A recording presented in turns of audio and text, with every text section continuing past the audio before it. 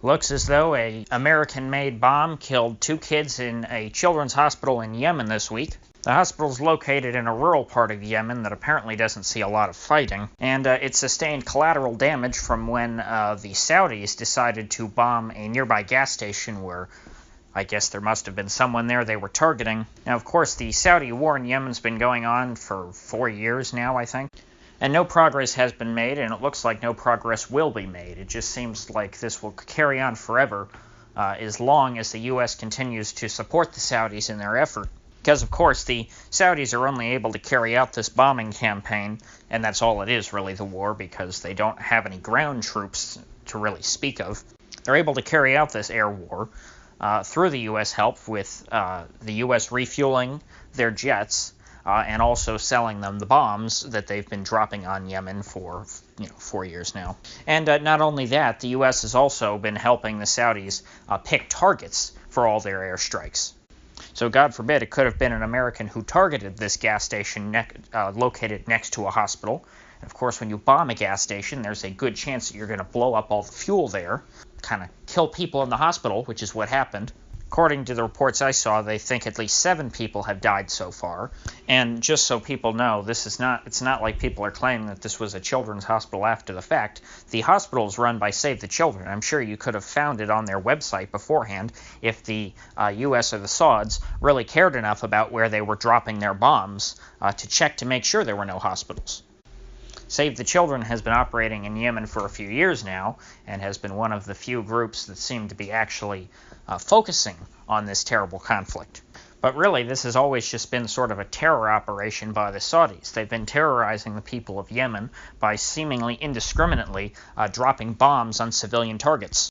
Bombs, for the most part, which are made by powerful U.S. defense contractor Raytheon, who has a big factory out in Tucson, Arizona. They're quite popular, of course, because they provide good manufacturing jobs, because that's so important. And it's so frightening to see the way their employees delude themselves when they've been interviewed before by local news or whatever. They say things like, oh, yeah, we're making great things to help the troops to defend America. That's what they think their bombs are being used for. When in reality, if you consider collateral damage, their bombs mostly kill civilians, it would seem.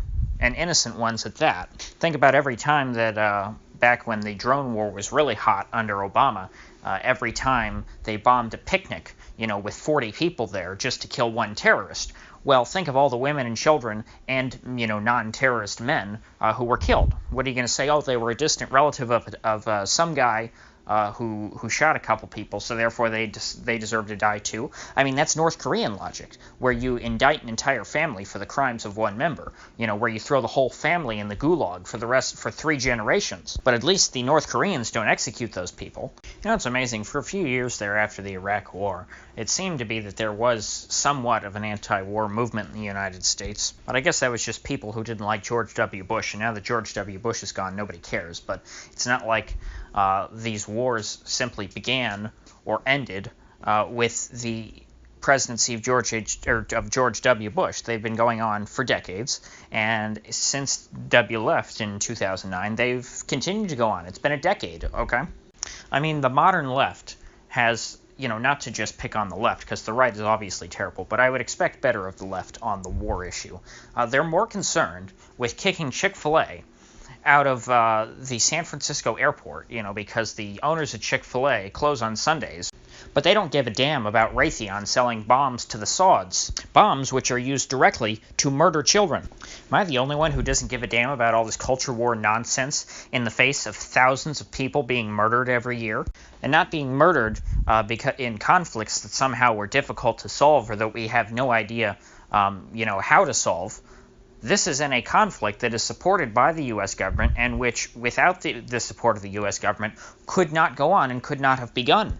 This is not difficult. Donald Trump or Barack Obama could have snapped their fingers at any time and told the Sauds to call off the war. In fact, Obama had the chance to prevent it from ever happening, but if you Google the phrase "placate the Saudis," it should bring up the correct article from the New York Times, in which the administration essentially said that, well, we're going to go along with this war in Yemen thing because the Sauds are upset and we just, we want to keep them as allies. And so it was basically like a favor to the Saudis to look the other way on this and to sell them bombs. But at what point does it end? It's been 4 years and people are just trying to ignore it, but it doesn't go away. How can Mike Pompeo, in the same press conference, attack the government in Venezuela for all the terrible things they do, which, again, government in Venezuela is not good in my opinion, but then in the same press conference come back and defend the Sauds and say that, oh, well, they're just trying to stop Iran from conquering Yemen and they're going to liberate Yemen. I mean, I don't understand how someone can be that evil, frankly, because there's absolutely no way Mike Pompeo actually believes that. It's impossible. Murder is murder, and it's plain as day. Murder's very clearly more evil than just about anything. It is impossible to advocate for overthrowing Venezuela on the grounds that they are governed by an evil regime and at the same time support the Saudis. It truly is amazing how many vile demons get filtered to the top of the U.S. State Department for so many generations. But anyway, let me cut this off before I go off on another tangent. May those poor kids rest in peace, and of course the other people that died. It truly makes me sick that my tax dollars go to support such vile and evil acts, but there's nothing I can do about it other than try and speak out here. So if you got anything of value from this video, I'd appreciate you clicking that like button and subscribing, and please do share this because this news is not getting out to many places. I really want to make it so that more people care about this topic, because I can't overstate how bad of a situation it is. It's absolutely the worst event in world history unfolding at this very moment.